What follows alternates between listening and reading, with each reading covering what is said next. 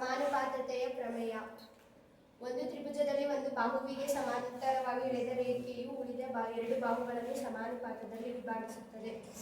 ದತ್ತ ತ್ರಿಭುಜ ಎಬಿಸಿಯಲ್ಲಿ D ಸಮ BC. ಸಾಧನೀಯ AD by DB equals AE by EC. ರಚನೆ ಬಿ ಮತ್ತು ಸಿಡಿ ಸೇರಿಸಿ ಇಎನ್ ಲಂಬ ಎಡಿ ಮತ್ತು ಡಿಎಂ ಲಂಬ ಎಸಿ ಎಳೆಯಿರಿ.